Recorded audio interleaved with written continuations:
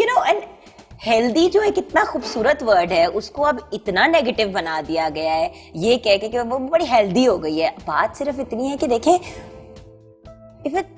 किसी को भी अच्छा नहीं लगता कि उनके वेट के ऊपर कमेंट किया जाए। अगर कोई अंडर वेट है उसको भी नहीं पसंद, कोई ओवर वेट है उसको भी नहीं पसंद, कोई एवरेज वेट का भी है तो वो भी ये नहीं सुनना चाहता कि थोड़ा वजन कम कर लो, थोड़ा बढ़ा लो। मेरा तो ख्याल है सबको पता होता है उसके, अगर वो मोटा है तो उसको पता होता है, वो बहुत पतला है वो भी उसको पता होता है, बताने की जरूरत क्या होती है? तो यही वाली बात है ना, हम एज ए सोसाइटी बहुत ज्यादा साउथ एशिया में, नॉट जस्ट पाकिस्तान में, पूरे साउथ एशिया में हमें आदत है लोगों का मुंह रगड़ने में रियलिटी के अंदर, और ऐसी रियलिटी जो नजर आ रही होती है। यार मुझे जो कमेंट्स बहुत ज्यादा चुभे मिस कैरेज से रिलेटेड वो ये था कि मुझे बहुत से लोगों ने, बल्कि कुछ दिन पहले ही मुझे नाम नहीं लेना चाहती बिकॉज हर किसी की अपनी रिस्पेक्ट है और कोई भी इंसान मेरे नहीं ख्याल से कि बदनीयती से बात करता है, कभी कभी हम इन कंसिडरेशन में विदाउट रियलाइजिंग कह देते हैं। तो मुझे एक लड़की ने जो आई थिंक शी इज 24 और उनका बेटा और बेटी दोनों हैं, तो मुझे उन्होंने कहा कि एहतियात नहीं की होगी, काम ज्यादा कर रही होगी आप।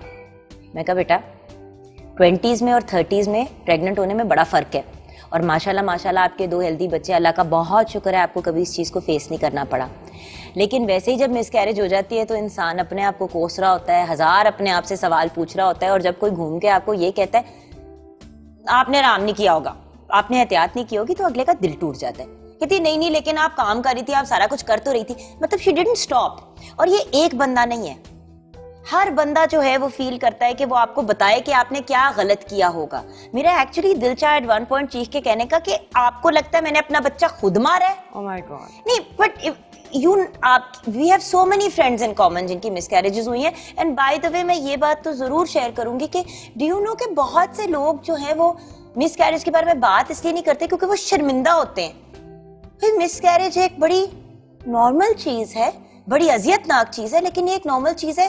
It's nature's way of correcting itself. कभी कभी बॉडी बेबी को रिजेक्ट कर जाती है, कभी कभी बेबी टिक नहीं पाता, कभी आपके यूट्रस में प्रॉब्लम, कभी एज की 1000 चीजें होती हैं, लेकिन किसी को ये महसूस कराना कि it must be there your fault, मतलब इनडायरेक्टली तो यही बात होती है ना। आई नो, काम छोड़ देती। अच्छा, अब मैं मेरे जैसा बंदा जो you know is so hyper, आप सोच सकते हो आप जैसा बंदा who's a relaxed, chill, you're a happy hyper person but you're a very even tempered, very chill person. I was working till the night, मतलब जब अगले दिन नूरे जहां जब डिलीवर हुई हैं, मैं उससे एक रात पहले तक एडिटिंग कर रही थी। Exactly, and that's the way we are. मैं ऑन एयर थी 27th of December जब हसन पैदा हुए, मैं ऑन एयर थी, मैं काम से निकली हूँ और मुझे लग रहा था, मुझे ऑन एयर ही लग रहा था कि कुछ मामला जो है ना कॉम्प्लिकेटेड हो रहा है, दर्दें हो रही हैं। और वो 8th मंथ था, वो मेरा भी 9th मंथ स्टार्ट, बिल्कुल 8th मंथ का एंड था, 9th की बिगिन। मुझे लगा कि कुछ ऑफ है, मैं हॉस्पिटल गई तो उन्होंने कहा कि भाई तुम्हारा तो बेबी आने वाला है। तो मैंने लास्ट डे तक वैसे ही काम करना था।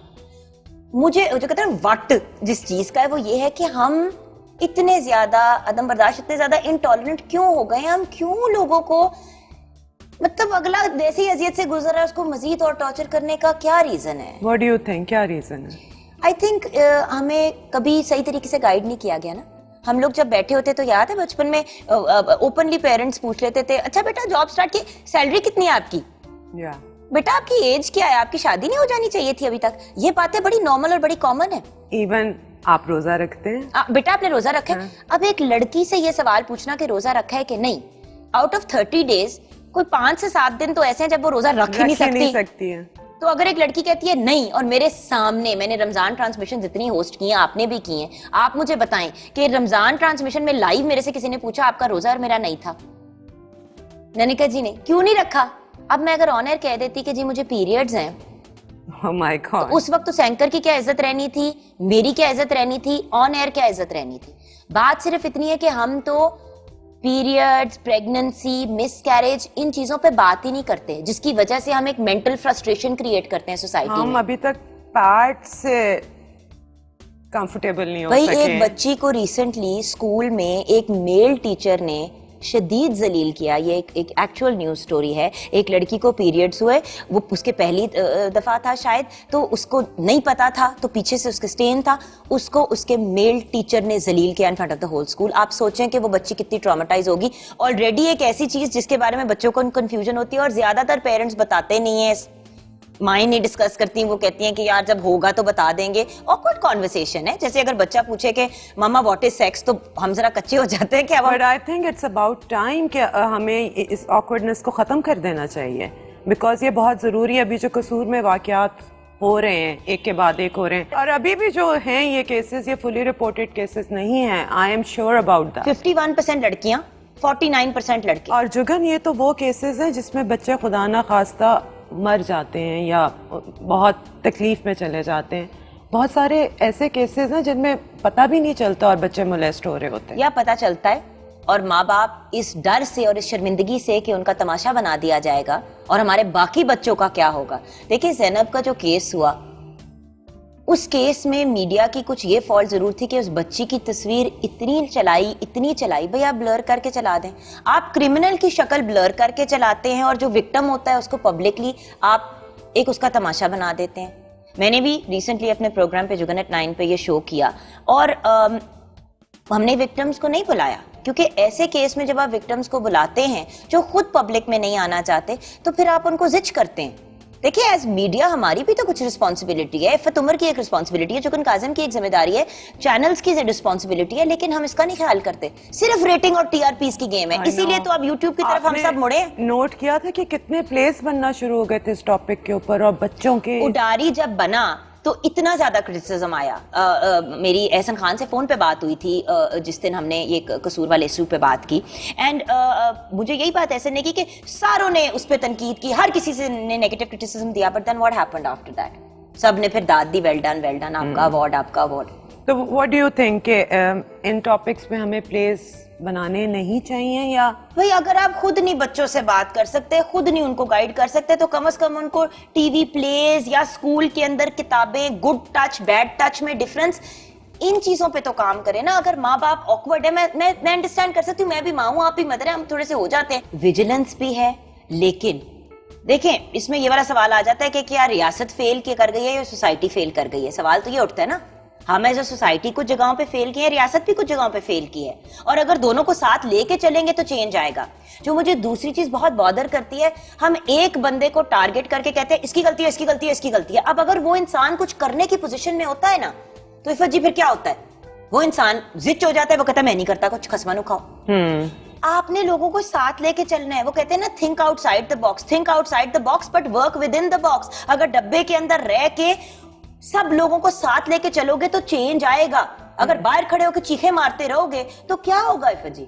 लोग नोटिस करेंगे, 1-2 प्रोग्राम 4 प्रोग्राम टीवी पे उसके बारे में होंगे और बात खत्म हो जाएगी। जब तक अगला बच्चा मरा हुआ नहीं मिलेगा उसके बाद यही होगा। कसूर वाले केस में 300 से ज्यादा थे केसेस। वो एक बंदा जिसने एक सर्टेन अमाउंट ऑफ बच्चों के साथ ज्यादती की थी, उसको पब्लिक, वो जो पब्लिक हैंगिंग सारा कुछ वो तमाशा हुआ, बात खत्म हो गई। वो जो पेरेंट्स हैं उनकी रिहेबिलिटेशन कौन करेगा? जिसकी औलाद टोटो में उसने दफन की है, उसका खमियाजा कौन भुगतेगा? Who is going to take responsibility? बड़े आराम से लोग कहते थे माँ बाप को ख्याल करना चाहिए था। भाई जिस घर में 15,000 रुपए सैलरी है दीदी, और दूसरे मतलब, और चलो माँ और बाप दोनों काम कर रहे हैं ताकि बच्चों के मुस्तकबिल को सिक्योर कर सकें, वो क्या करें? नौकरियां छोड़ के घर बैठ के बच्चों पे के पैरे दें? तो फिर क्या कर सकते हैं? ये जानवर तो इंसान के अंदर कहीं कभी किसी वक्त भी आ सकता है। बट जानवर भी ऐसे नहीं करते। बात तो ये, तो जानवर भी ऐसे नहीं करते, ये तो कोई और ही मखलूक है। पर ये है मखलूक, और उससे ज्यादा है जितना हम मानने को तैयार हैं, उससे बहुत ज्यादा है। But that's the point. अगर हम कलेक्टिवली काम करेंगे, अगर हम मिलके काम करेंगे, क्या काम करें बताओ? तो चले, अगर कोई विक्टिम है, आपने उस विक्टिम को लिया, आपने उसका प्रॉपर चेक किया, उसके साथ एक माहिर नफ्सियात भी बिठाया, मेल और फीमेल दोनों का ऑप्शन दिया, उसके बाद जब ये चीज कोर्ट में गई तो जल्दी जल्दी उसके आंसर्स आए। डीएनए को सेकेंडरी एविडेंस नहीं, फर्स्ट हैंड एविडेंस बनाए। You know, I used to be very against capital punishment. मैं बहुत अगेंस्ट होती थी, लेकिन ऐसे लोगों को जब तक आप एग्जाम्पल्स नहीं बनाएंगे तब तक सोसाइटी में चेंज नहीं आएगा। एंड बाय द वे, ज्यादातर लोग जो मोलेस्ट और रेप करते हैं वो खुद victims of rape and molestation होते हैं, क्योंकि उनकी किसी ने रिहेबिलिटेशन नहीं की होती। खैर Jugan, you yourself had a tough life, ठीक है, broken family, bad marriage, लेकिन उसके बावजूद मैंने जुगन को बिटर नहीं देखा कभी।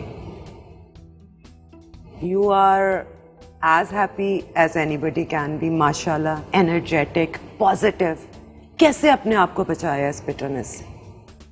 आई थिंक बिकॉज मुझे रिहेबिलिटेशन का मौका मिलता रहा ना डिफरेंट स्टेजेस इन लाइफ में। जब मैं कनाडा गई तो वहाँ पे वुमेंस क्राइसिस सेंटर में मैं एक दिन पहुँच गई खुद ही, बिकॉज मैं बहुत ज़्यादा अपसेट हुई थी और मुझे समझ नहीं आ रही थी कि मैं किन चीज़ों की वजह से अपसेट हूँ। शायद वो बचपन में जो बहुत ज़्यादा फादर हाथ उठाते थे उसकी वजह से, जो वायलेंस मैंने बचपन में देखा, फिर जो बहुत से डिफरेंट स्टेजेस पे मैंने इमोशनल एंड फिजिकल अब्यूज़ देखा। देन उसके बाद जब आगे आई तो जब मैं वहाँ पे गई तो वहाँ पे फर्स्ट मेरा स्टेप था of going in for therapy. तो वहाँ पे मैं गई, वहाँ पे लोगों से बात What were you going through then? उस वक्त मुझे नहीं पता, मैं क्लास में बैठे बैठे ना मुझे जिस तरह दिल तेज तेज नहीं धड़कना शुरू हो जाता और घबराना Anxiety शुरू हो गई, attack. क्योंकि मैंने साइकोलॉजी भी पढ़ रही थी, नफ्सियात भी पढ़ रही थी, साथ में सोशियोलॉजी भी पढ़ रही थी और मीडिया इन्फॉर्मेशन, ये तीनों मेरे मेजर्स थे। अच्छा, अब मैं वहाँ पे मुझे मेरी जो टीचर थे उन्होंने एक और स्टूडेंट को कहा कि take her to the women crisis centre so she can talk, कि इसको क्राइसिस सेंटर ले जाओ, ये जाके बात करें। वहाँ पे गई, वहाँ पे हमारे नफ्सियात से मुलाकात हुई और मैंने रियलाइज़ किया कि एक तो इर्द गिर्द मेरे लोग थे, वो भी कितने बड़े बड़े मसाइल से गुजर रहे थे। कोई रेप हुआ था, किसी ने कोई मार खा के बैठी हुई थी खातून, बहुत से This was after your first divorce. नहीं, मैं कनाडा में थी अभी। अच्छा, अभी मैं कनाडा में थी, अभी मैं यूनिवर्सिटी अभी शादी नहीं की अभी थी शादी आपने? नहीं की थी, मैं वहां पे थी।